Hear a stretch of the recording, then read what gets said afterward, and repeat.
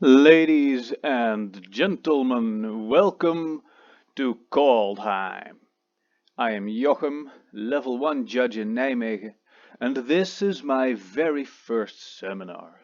I'm so excited. Kaldheim is the love child of my two favorite games of all time, Magic and Skyrim.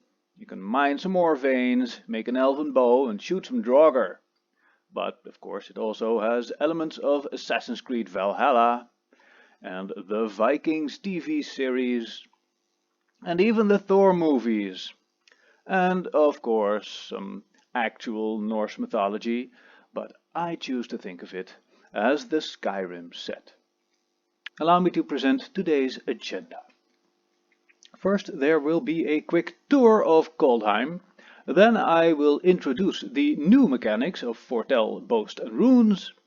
Then I will discuss the returning mechanics of modal double-faced cards, Snow, Sagas and Changeling. And finally, time permitting, I would like to discuss some specific cards. Go away you. We have a lot of material to cover, and an online seminar isn't the easiest place to interact with the audience, so I'm just going to blaze through this thing with minimal interaction. I will not be keeping an eye on the chat. If you have a question that I haven't addressed yet, please bear with me, I will probably get to it later. Otherwise, ask me after the seminar is over. On to the tour. This is a mechanics seminar. The point of the tour is to give you an impression of Kaldheim, so you know why things are the way they are. Just sit back, listen to my voice, and look at the pictures. According to Norse mythology, the cosmos consists of 9 different realms, all connected by a ginormous tree. When wizards heard that, they were like this.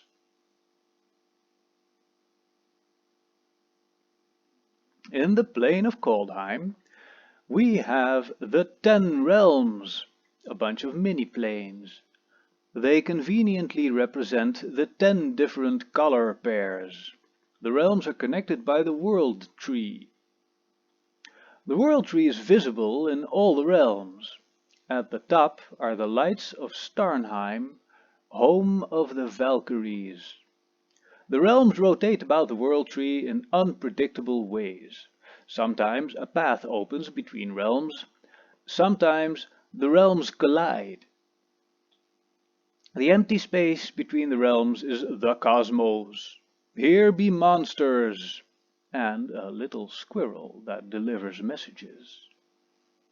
Kaldheim is ruled by the new gods. They got there by bumping off some older gods. There are quite a few of them, and they cause a lot of trouble, not just for the people of Kaldheim, but also for magic judges. At the top of the world tree is the lofty realm of Starnheim, where Valkyries escort the worthy dead to spend eternity feasting in their great hall. If you die and you are not worthy, you go to Istfell, the mist-shrouded realm at the base of the world tree, where spirits dwell in the afterlife, including the spirit of every animal and monster that ever lived. Next up, the harsh realm of Karfell, where frigid seas lash against glacier-covered shores. Land of the draugr, an ancient race of undead lords and their subjects animated by their lust for wealth and power. Surtland, the land of frost and fire. The secretive frost giants claim the mountain peaks and glaciers. The brutal fire giants dwell in the snowfields and lava fissures. Immersturm, where the seas are made of fire and the sky is lit by a perpetual lightning storm. Here the old gods trap the demons, vicious Viking raiders with an unrivaled thirst for destruction. Scampfar, a shadowy realm of vast peat bogs where the old gods are imprisoned in 7 towering trees. Their descendants are the Wood Elves and the Shadow Elves, created when the gods split the elf race in half with a magical axe. The unspoiled wilds of Nutvold, where the trolls live. The smaller aggressive Hagi trolls and the larger slumbering Torga trolls. The mountain ranges of Axgard, home to the dwarven city of 8 doors. The dwarves are renowned through all the realms for 2 things: perfect weapons and exquisite storytelling. The human realm of Bretagard, a single continent with a variety of landscapes, where 5 clans are in perpetual conflict with one another. And finally, Lityara, a realm of lakes and pine forests, where reality seems as mutable as the shapeshifters who dwell there. Mysterious masked beings with the ability to change their physical form at will. This is the end of the tour. If you want to know more, I refer you to wizards.com. On to the mechanics.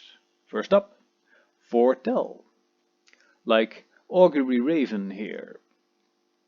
Foretell 1 in the blue. During your turn, you may pay 2 mana and exile this card from your hand face down. Cast it on a later turn for its foretell cost. Stop right there. I gotta know right now, before we go any further, let's get our terminology straight. If you foretell a card, you exile it from your hand. It then becomes foretold. Why is this so important? Well, we have this bad boy here, Dream Devourer, which gives all your cards foretell, and whenever you foretell a card, Dream Devourer gets +2/+0 until end of turn.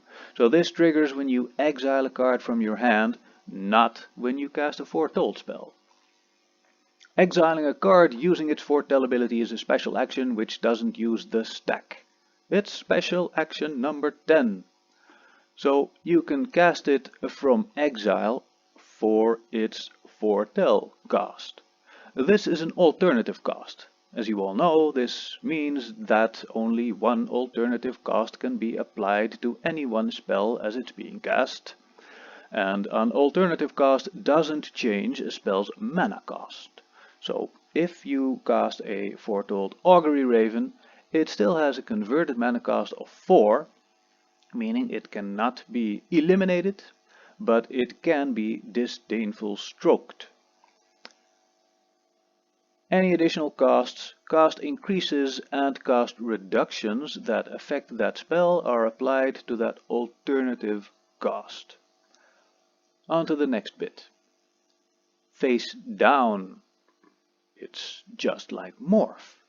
Former rules manager Matt Tayback says, in exile, you must keep your foretold cards clear. There's even a nice marker for that. After you foretell a card, you can place the exiled card here. Your opponents won't know what the cards are, but they'll know which card you foretold first, second, and so forth. I can already hear people think, but Judge, how do I know my opponent isn't cheating? Well, Rule 702.141F says, at the end of each game, all face-down foretold cards must be revealed to all players, just like Morph. The next interesting bit is on a later turn. That means not this turn. For instance, the appropriately named Saw It Coming, counter target spell. You probably want to do that on your opponent's turn. Or Scorn Effigy, which has a foretell cost of 0.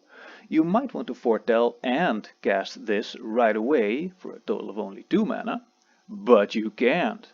Only on a later turn. Finally, Some cards have additional benefits if the spell was foretold before being cast, such as Starnheim Unleashed. Create a 4/4 White Angel Warrior creature token with flying and vigilance. If this spell was foretold, create X of those tokens instead. Look at those Valkyries. We might see more of that in Standard. You may have noticed that all foretell cards have a Raven watermark. That is because on Kaldheim, ravens hoard omens and secrets. That concludes foretell. Let's boast. Here we have Goldmaw Champion. Boast, 1 and a white, tap target creature. Activate this ability only if this creature attacked this turn and only once each turn.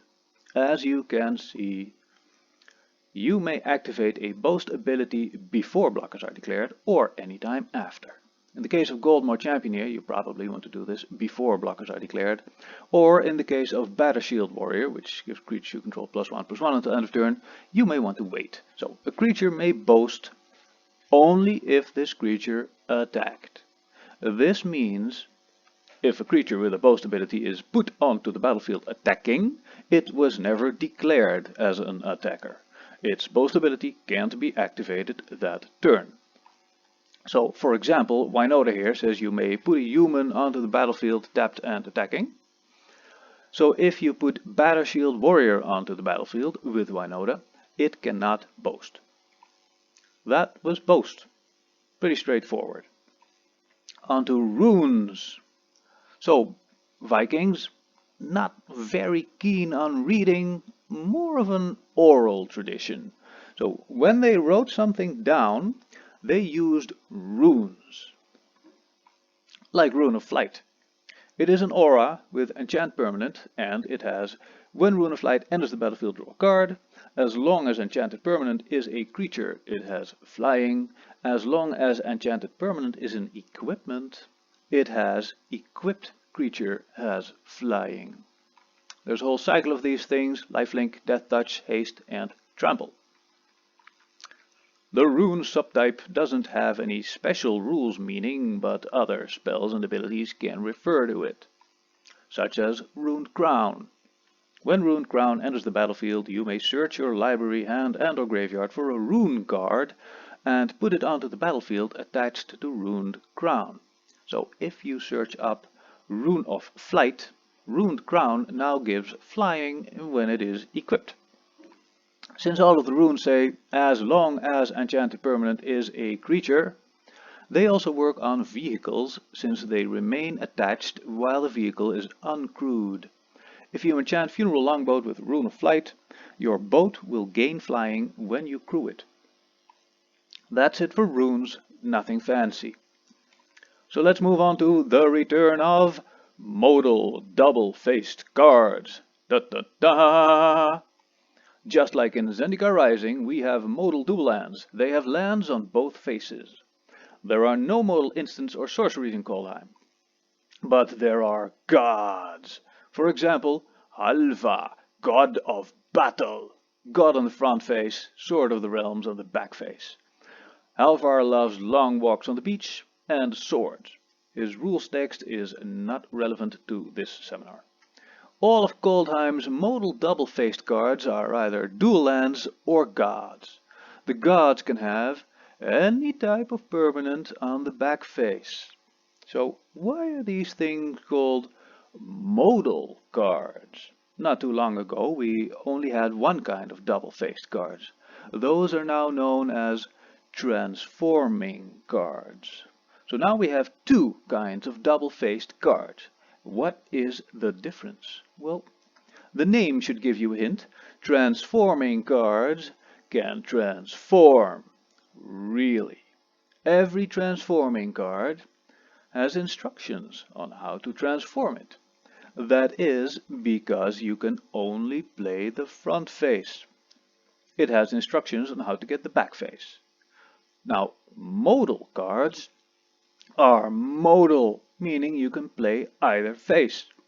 If you want the back face, you just cast the back face. Simple as that. However, they cannot transform at all, no matter what you do. So, pretty simple. If you're casting one, you choose which face you're casting. The same is true for playing a land face. Okay.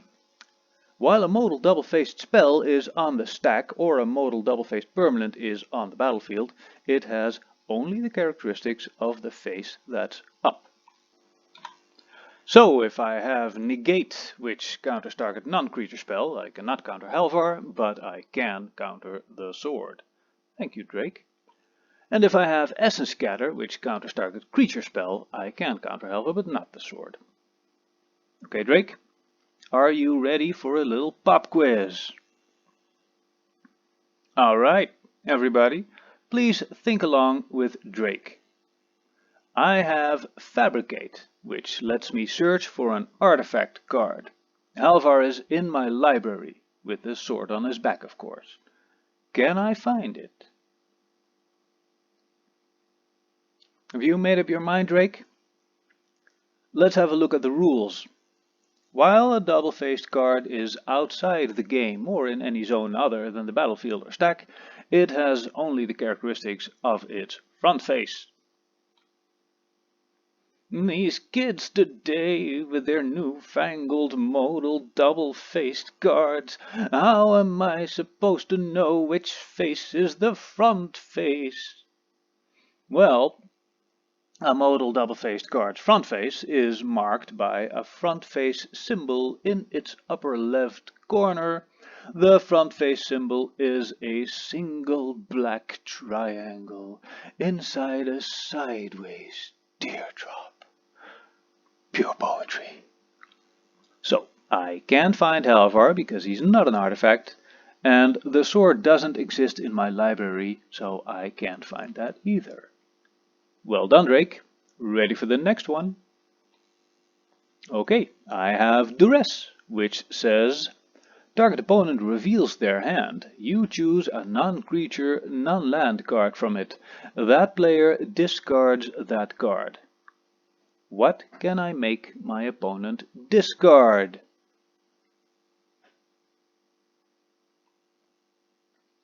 I can't choose Halvar because he's not a non-creature card, and the sword doesn't exist in my opponent's hand.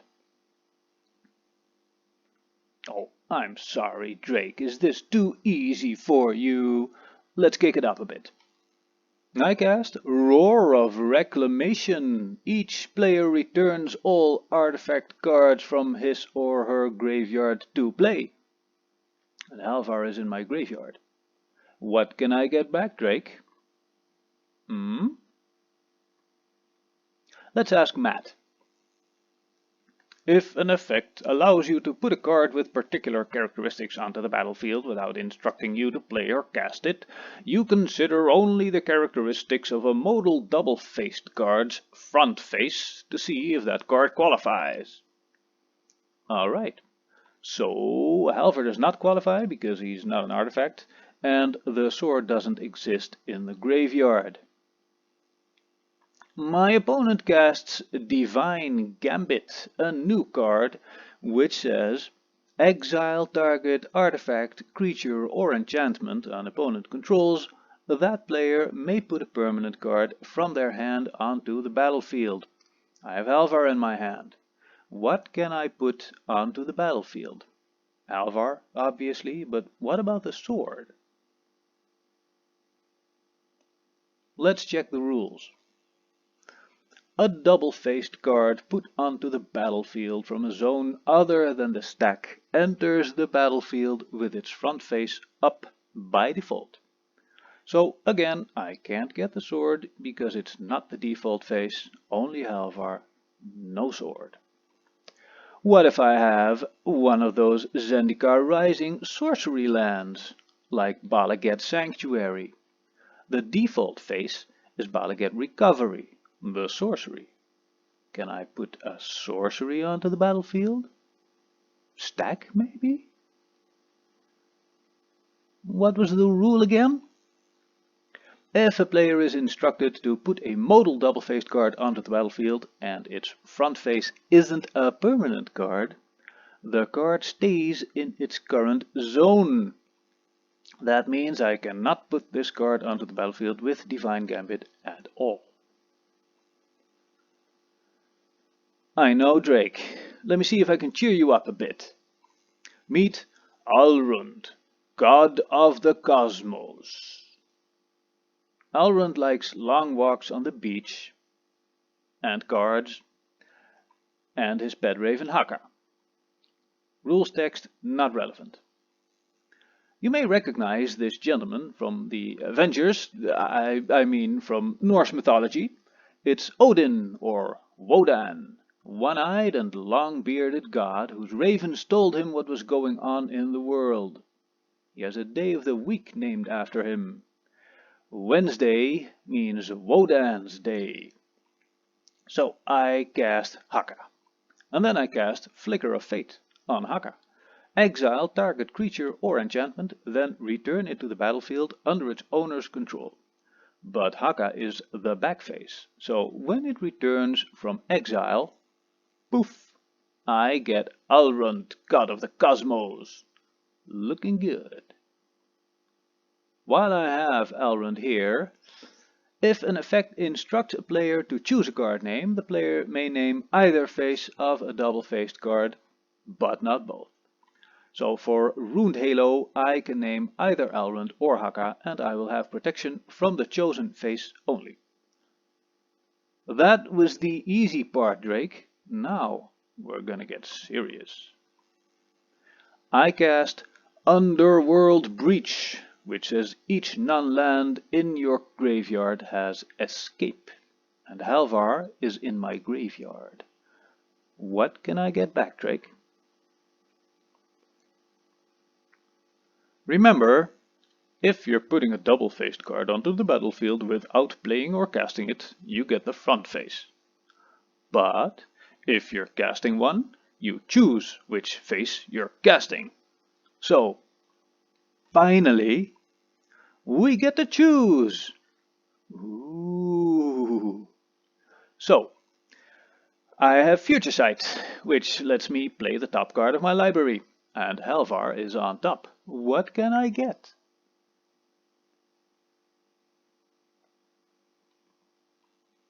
Again, I get to choose. Oh, still too easy? Alright, smarty pants. I have Garruk's Horde, which lets me cast the top card of my library if it's a creature card. What can I get now? Oh, Matt. If an effect allows you to play a land or cast a spell from among a group of cards, you may play or cast a modal double-faced card with any face that fits the criteria of that effect. Right, so in this case, I can cast Halvar, obviously, but not the sword, because we don't have permission. It gets even better. I have Mystic Forge, which lets me cast the top card of my library if it's an artifact card. What can I get now?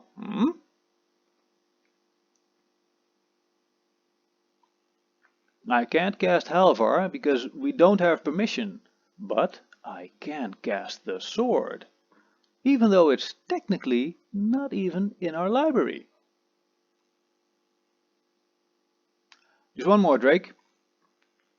I have Emry, which lets me choose target artifact card in my graveyard and cast it this turn. What can I get? Should be easy now.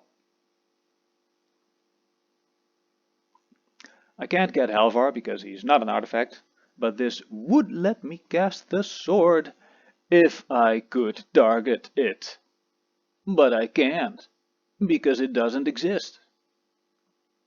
Now there's one other god I'd like to introduce, and that is Jorn, God of Winter. Look at him lounging in the snow. Jorn loves long walks on the beach, and snow, and value. Whenever Jorn attacks, untap each snow permanent you control.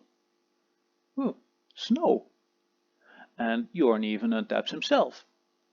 But, even more interesting than that, Jorn has Kaldheim, the Rhyme Staff.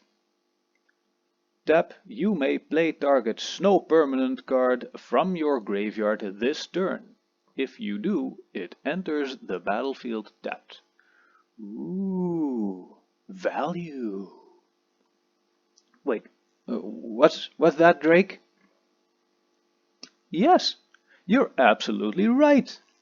That does mean you could use Kaldheim to play either Jorn or another Kaldheim from your graveyard.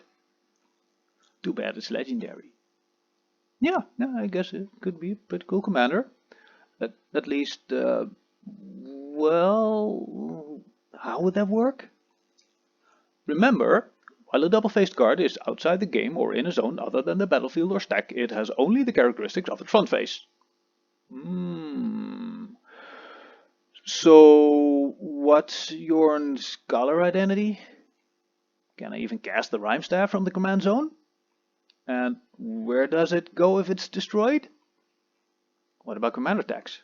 So many questions. Fortunately, there's a little more to this. The back face of a double-faced card is included when determining a card's color identity. This is an exception to Rule 700.4a. Aha! So that's the color identity taken care of. He's green, blue, black. My favorite colors. What about the Rhyme Staff? The Commander Rules Committee says commanderness is a property of the card itself. You can cast either side from the command zone. Oh yeah! So yes, I can cast the Rhyme Staff, and if it breaks, it goes back to the command zone. What about the tax? Command tax applies to the card itself, not which face you cast. Alrighty then, congratulations Jorn, your commander playable. This concludes modal double-faced cards. Whew. Next up is Jorn's favorite topic, time to let it snow. Thank you, Ned, you can go now. Mind your head. I had some snow here yesterday, but it's been a while since we had snow in Standard. 25 years ago, in 1995, Ice Age gave us snow-covered basics. In 2006, Cold Snap gave us snow permanents of all kinds. And then in 2019, Modern Horizons gave us some pretty broken stuff. And now, finally, Kaldheim gives us snow, instants, and sorceries. That's right, folks. Let's zoom in on that one. Blessing of Frost. Here we see my man Jorn again. Snow sorcery. Distribute X +1/+1 counters among any number of creatures you control, where X is the amount of snow mana spent to cast this spell. Then draw a card for each creature you control with power 4 or greater. Snow mana is mana from a snow source. By the way, snow cards have a slightly different border now. So, what is snow? Snow is a returning super type that is found on all sorts of cards. Snow doesn't really do anything by itself, but it can be referred to by other cards in various ways. So it's kind of like runes, but cooler. The Kaldheim set doesn't have any cards with mana costs that include snow mana. A mana cost meaning this part in the top right corner here. But as you can see here, some cards have additional effects for each snow mana spent to cast them. And of course we have a bunch of cards with activated abilities that require snow mana, like Ice High Troll. Pay 2 snow mana, Ice High Troll gets +2/+0 and gains indestructible until end of turn. So, Matt, what can you tell us about snow mana? Snow isn't a type of mana. If an effect says you may spend mana as though it were any type, you can't pay for snow mana using mana that wasn't produced by a snow source. Okay, so what is it? The snow mana symbol represents a cost that can be paid by 1 mana that was produced by a snow source.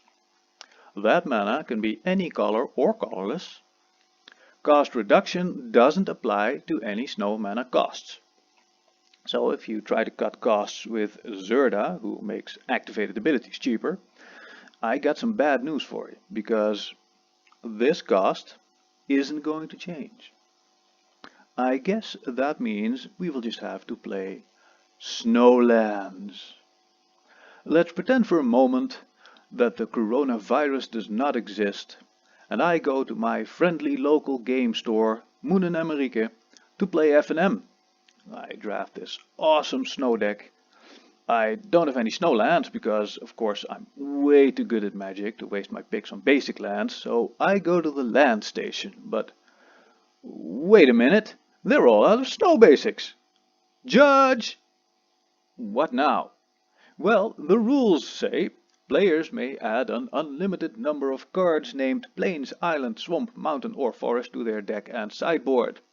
They may not add additional snow basic lands such as snow-covered forest, etc., even in formats in which they are legal.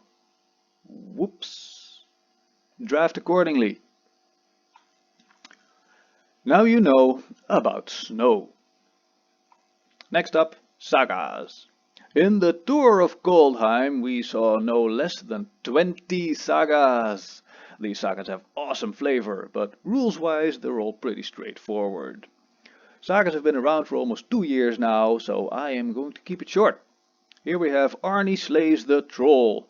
Target creature you control fights up to 1 to blah blah blah blah blah. Not important. To summarize, sagas enter the battlefield with a lore counter, which causes the first chapter's ability to trigger. At the beginning of your first main phase, add a lore counter and trigger the next chapter. After the story is complete, meaning the last ability resolves or otherwise leaves the stack, sacrifice the saga. Thanks, Matt. Responding to sagas is a little tricky.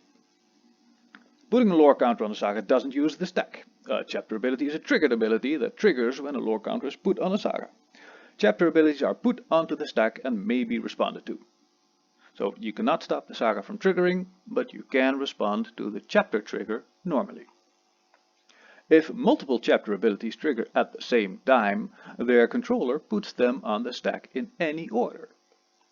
So if you have, say, Doubling Season, and you cast a saga, both chapter 1 and 2 would trigger right away, and you can put them on the stack in whatever order you like. But surely that's not relevant for standard, right? Removing lore counters won't cause a previous chapter ability to trigger.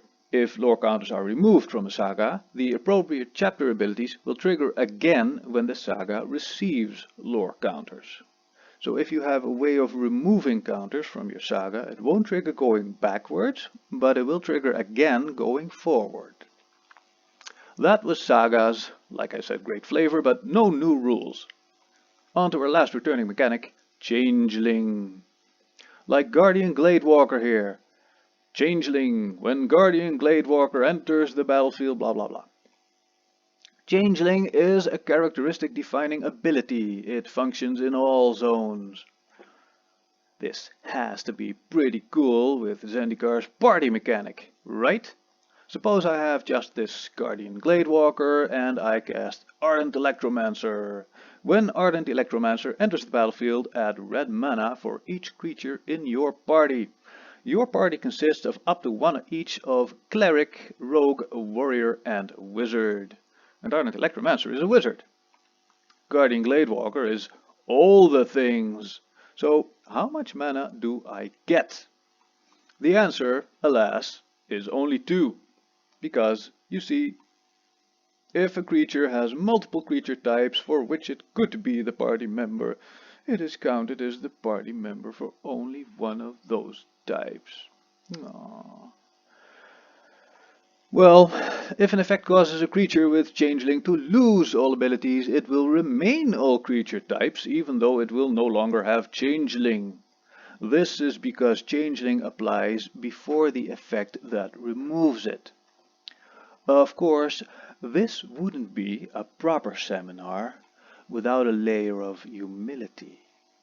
So although humility does erase the Changeling ability, It just does not do so in time to stop it. In layer 4, type changing effects are applied and Guardian Gladewalker becomes all the things. Then in layer 6, ability removing effects are applied. But Judge, humility is not in standard. No, but these are. And you know what's extra funny? Here's a card that actually sees standard play. Gargan Intimidator. It says cowards can't block warriors. And of course it's a warrior itself. So my opponent has that. I have this changeling, gave itself a counter. Opponent attacks. And I cannot block because all changelings are cowards. I find this very awkward, so on my turn I cast Kenrith's Transformation on my changeling. It says enchanted creature loses all abilities and is a green elk creature with base power and toughness 3/3. It loses all other card types and creature types. My opponent attacks me again and wait a minute, it's no longer a coward. I block with my 4/4 elk. My opponent is very unhappy and complains that this other judge said humility didn't stop the changeling effect, so why would this work?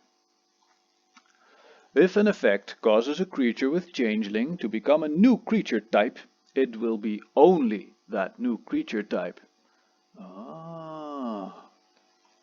That's all I have to say about changeling. We can now look at some specific cards until time runs out. This concludes the main part of the seminar. Thank you for your attention. If you have urgent matters to attend to, like a bathroom break, now is a good time.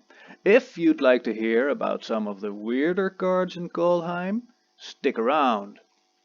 First up, this absolute unit, Vorinclex, Monstrous Raider. Legendary creature, Phyrexian Praetor. After 28 years, Wizards is finally made Phyrexian a creature type. He's the only Phyrexian on Kaldheim that we know of.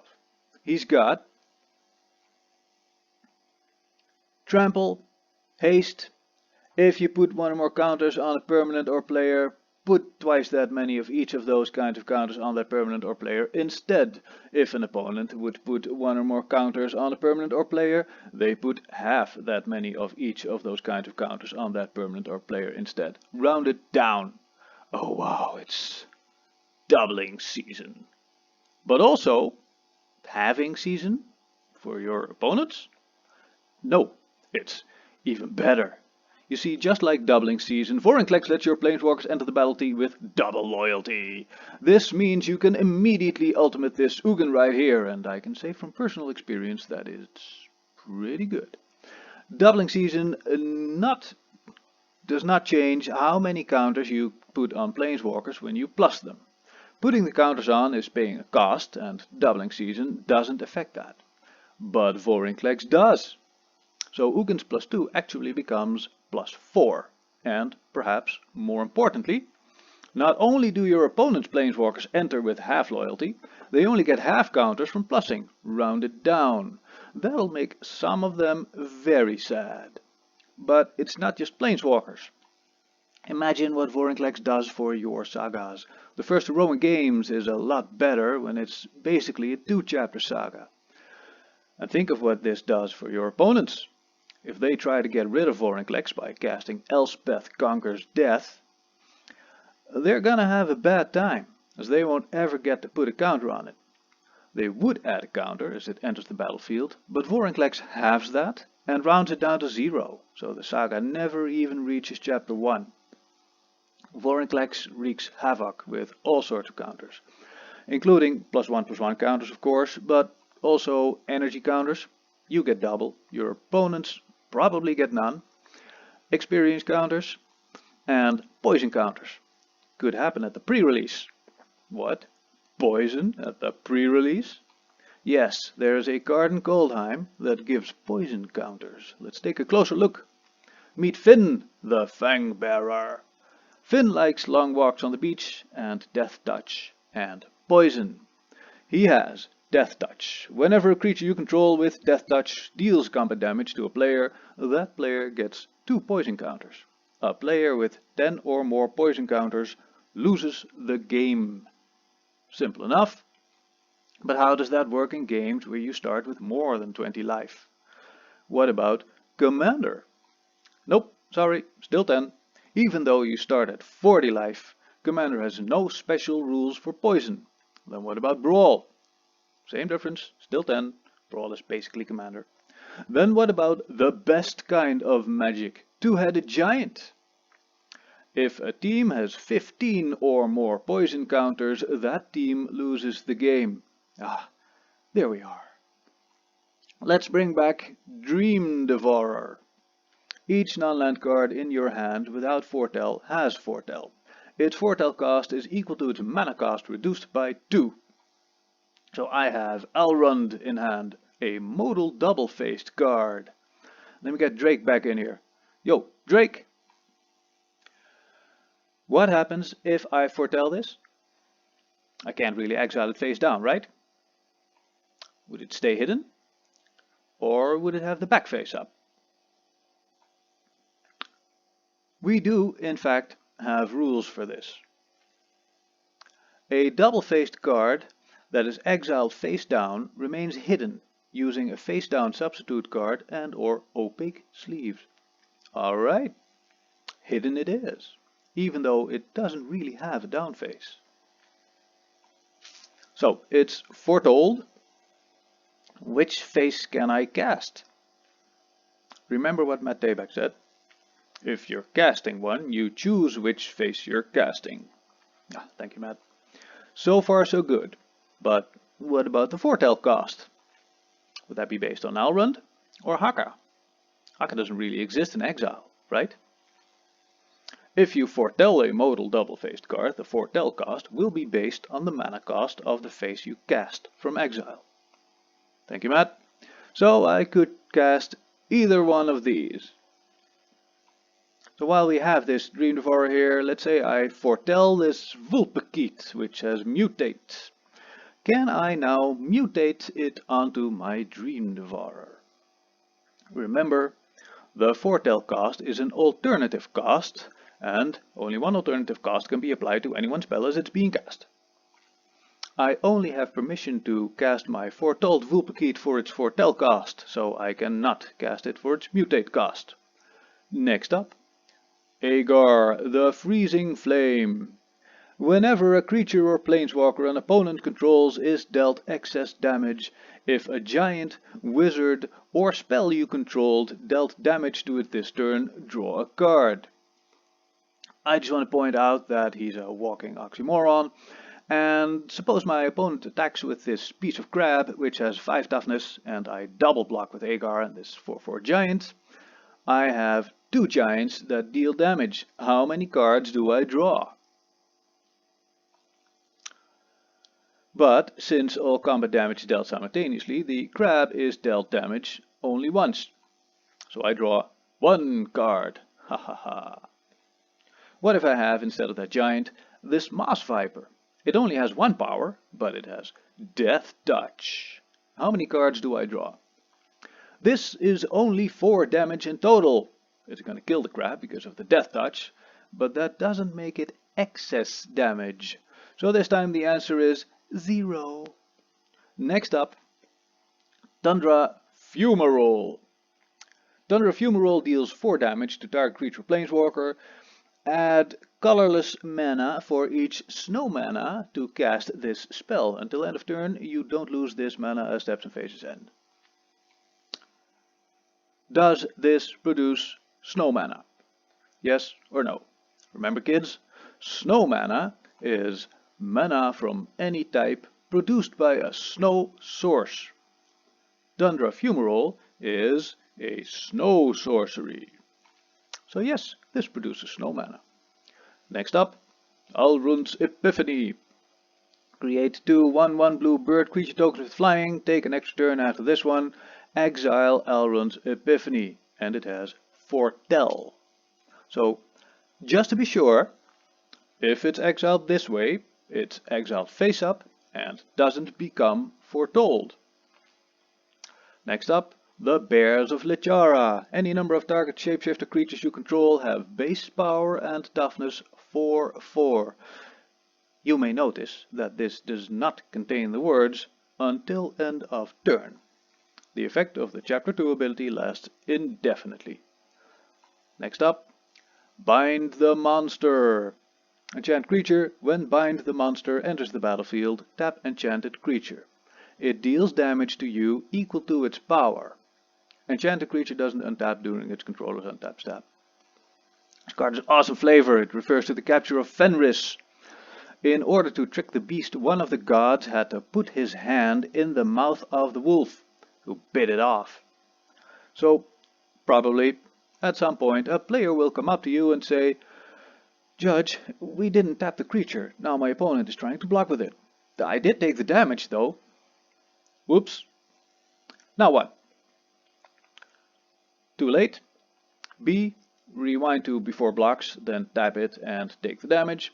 Or C. Tap it and take the damage, but after blocks. Let's have a look at the jar. A player makes an in-game error not mentioned above. If the error was caught quickly and backing up is relatively easy, you may undo all the actions back to the point that the illegal action happened. I would very much like to do that. So rewind, then tap it and take the damage. What if the player said, "I didn't take the damage either"? Now, a player forgets a triggered ability. These abilities are considered missed if the player did not acknowledge the ability in any way at the point that it required choices or had a visible in-game effect. So, the straightforward answer would be tap it and take the damage, but after blocks. That's pretty harsh. I feel that if someone binds your monster, you are partially responsible for tapping it, since you should be the one handling your own cards. The jar also says this: if you feel that the suggested remedy is not suitable to your particular situation, you may suggest a more appropriate fix, which is applied if both players accept it. I feel it. I would rewind, and I wouldn't formulate it as a suggestion either, but that's just me.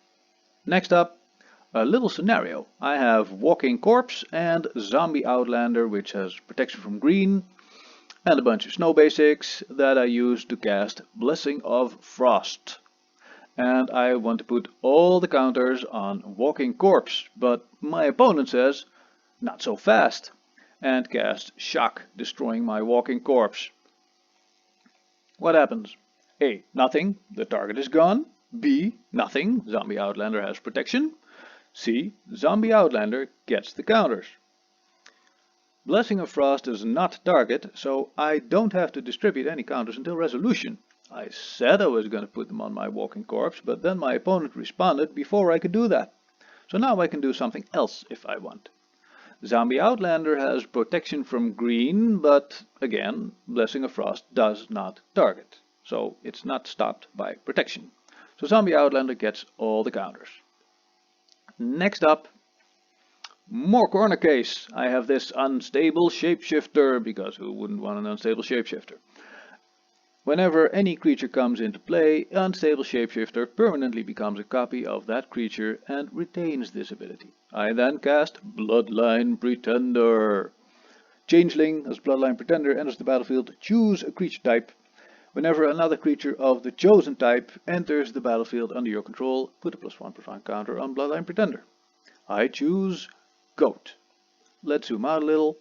Obviously, my unstable shapeshifter now becomes a copy of Bloodline Pretender. But note that it did not have a choice made for it.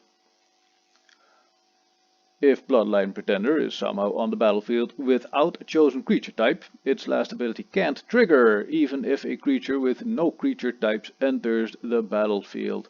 So if I cast this beautiful 2/2 that shall remain nameless and faceless, the creature formerly known as Unstable Shapeshifter will become a nameless 2/2, but it will not get a counter. That's it. We are done. That was Kaldheim. Thank you for your attention.